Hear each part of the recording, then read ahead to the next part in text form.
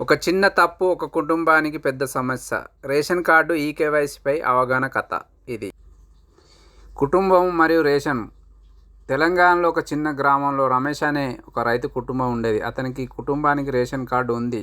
ప్రతి నెల రేషన్ తీసుకుంటాడు. కానీ అతను సరైన టైంలో కేవైసీ చేయలేక రేషన్ డీలర్ హెచ్చరిక చేశాడు. అన్న, మీ రేషన్ కార్డుకు ఈకేవైసీ పూర్తి చేయించుకోవాలి, లేదంటే మళ్ళీ మీకు టైం రాకపోవచ్చు అని చెప్పాడు. సో నిర్లక్ష్యం చేయకుండా ఆ యొక్క రమేష్ కుటుంబంతో పాటు రేషన్ షాప్కి వెళ్ళి చేయించుకున్నాడు. జూలై 31 ఉండే, కానీ ఇప్పుడు గవర్నమెంట్ ఎక్స్టెండ్ చేసింది. ఆగస్టు 31 లోపు మనం ఈకేవైసీ చేయించుకోవాలి. చేయించుకోకపోతే మళ్ళీ రేషన్ ఆఫ్ చేసే అవకాశాలు ఉన్నందున గవర్నమెంట్ ఆఫ్ చేయకముందే ఈ యొక్క చిన్న సమస్యను వీలైనంతగా త్వరగా చేయించుకోగలరు. ఈ యొక్క అవగాహన కోసమే ఈ యొక్క వీడియో చేస్తున్నాను.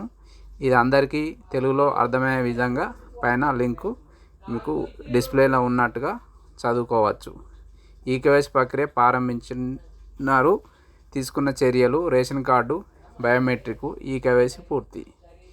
ముందుగా రేషన్ కార్డు వివరాలు డీలర్కు అందజేస్తారు. తర్వాత బయోమెట్రిక్, ఆధార్ నెంబర్, బయోమెట్రిక్ ద్వారా వేలిముద్ర ధృవీకరిస్తారు. కొన్ని నిమిషాల్లో మనకి ఈ ప్రక్రియ అనేది కంప్లీట్ అయిపోతుంది. రమేష్ తన గ్రామంలో అందరికీ చెప్పాడు, ప్రభుత్వ సేవలు సులభంగా పొందాలంటే మన వివరాలు ఎప్పటికప్పుడు అప్డేట్ చేసుకోవాలి.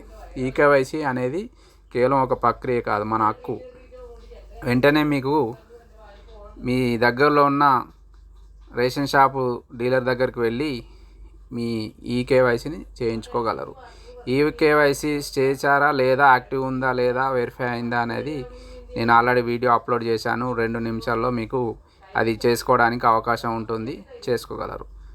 సమయానికి చేసే ఈ చిన్న పని భవిష్యత్తులో పెద్ద సమస్యలకు నివారిస్తుంది. మీ రేషన్ కార్డు ఈకేవైసీ పూర్తయిందా వెంటనే చెక్ చేసుకోండి. Thank you.